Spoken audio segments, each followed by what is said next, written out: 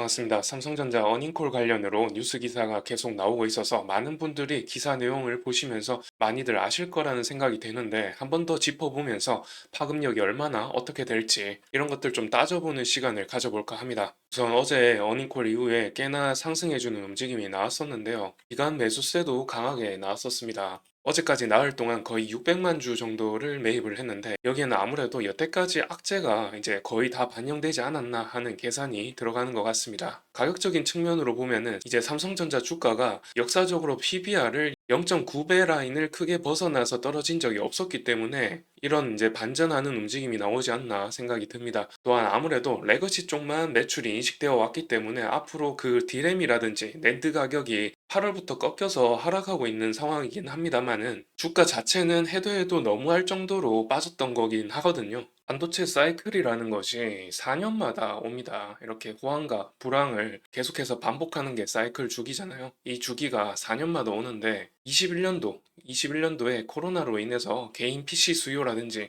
비트코인 채굴기 등으로 수요가 굉장히 많았었습니다. 이때 삼성전자가 역대급으로 수익이 나왔었고 이제 4년이 흘렀죠. 25년입니다. 25년에 AI 산업으로 인해서 디램과 낸드 가격이 올라가고 있죠. 그것 때문에 지금 다시금 호황이 나타나고 있는 건데 그런데 여기 왼쪽에 보이시는 제품이 삼성전자가 만들어내는 DDR4가 되겠습니다. 삼성전자가 DDR5는 안 되고 있잖아요. DDR4도 사실 간신히 만들고 있다라고 좀 알려져 있는데요. 수율이 60%대라고 알려져 있습니다. 그래서 AI 산업에서 하이닉스 같은 경우는 HBM에 DDR5를 탑재하는 것과 대조되는 그런 모습이 보이고 있어서 그동안에 엔비디아의 컬 테스트도 통과되지 않았던 것이 성능이 조금 떨어진다, 또 수율이 나쁘다, 발열 문제가 심하다 이런 문제가 계속해서 나왔기 때문에 떨어졌던 것이죠. 그랬다가 지금 엔비디아가 공급 부족으로 인해서 일단은 승인해주는 느낌으로 좀 보이는 것 같죠. 그래도 여하튼 승인됐다라는 걸로 오르기는 했습니다만은 여태 AI 산업 수혜를 전혀 받지를 못하면서 DS 부분에서 반도체 파운드리 부분이죠.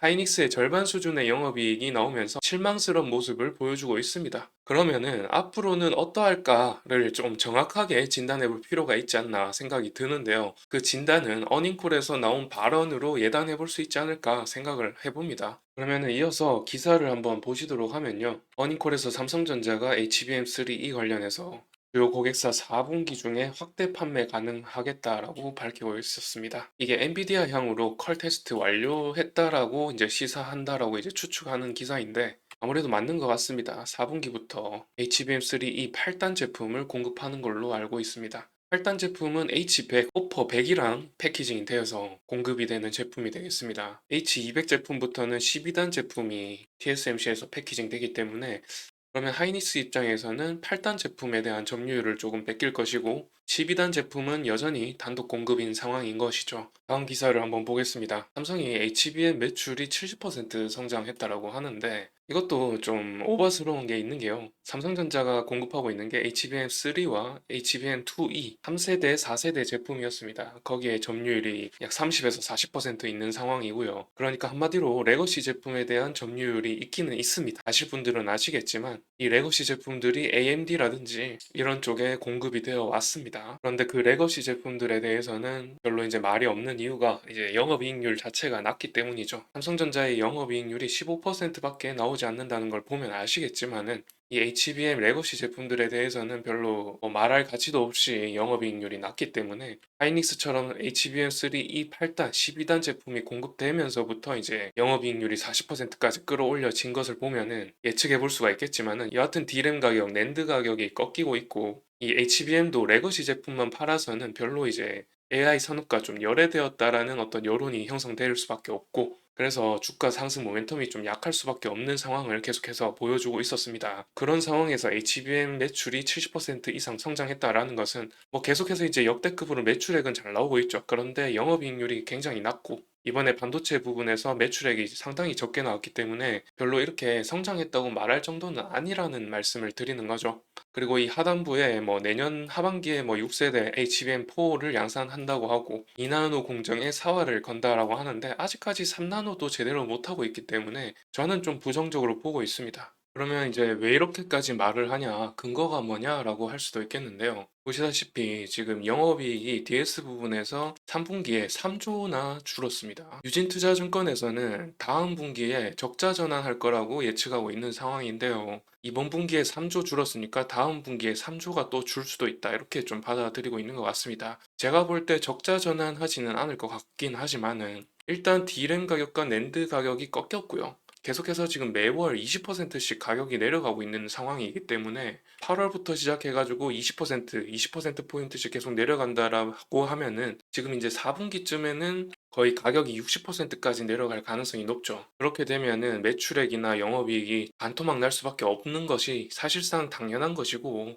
4분기에 HBM3 이 8단 제품을 공급하더라도 그게 바로 매출에 인식될지는 모르겠습니다. 만약 그게 매출에 인식이 된다라고 하면은 하이닉스가 3분기에 영업이익률 40%를 달성한 것처럼 삼성전자도 4분기에는 영업이익률이 굉장히 높게 나오면서 한 20% 이상 달성을 하면서 끌어올려질 수 있겠다라고 생각이 들지만은 지금 파운드리에 일이 없습니다. 삼성전자가 AMD도 2나노, 3나노를 삼성한테 맡긴다더니 TSMC로 가버렸고 퀄컴도 이제 스냅드래곤을 삼성전자에 맡기지 않는 상황이 돼버렸죠. 이런 상황 속에서 지금 삼성전자 파운드리에 일이 없습니다. 그러면 뭐 어떻게 수익을 낼까요?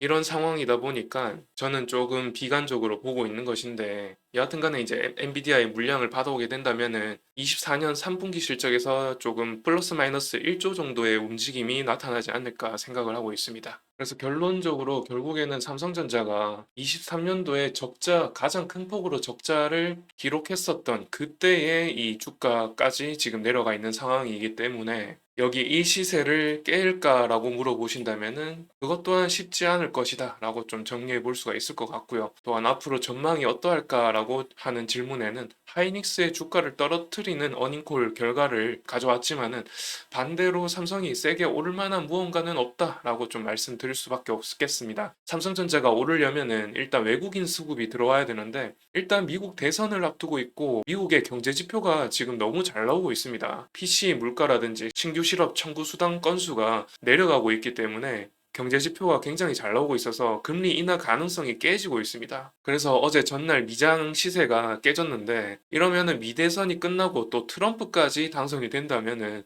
다시금 코스피 코스닥은 더 지하 세계로 좀 갈 가능성이 있지 않나 싶은데요. 17년에서 21년까지 트럼프가 집권했을 때 지수를 한번 봐보시면 알 것 같습니다. 철저히 미국 중심의 외교를 펼치는 인물로 그닥 우리 국장에는 좋지 않은 결과를 초래할 가능성이 높아서 외국인이 과연 들어올까요? 글쎄라고 좀 말씀을 드리면서 이번 영상은 마쳐야 할 것 같습니다. 그러면은 오늘 영상 시청 감사드리고 다음 영상에서도 유익한 정보로 찾아뵙도록 하겠습니다. 시청해주셔서 감사드립니다.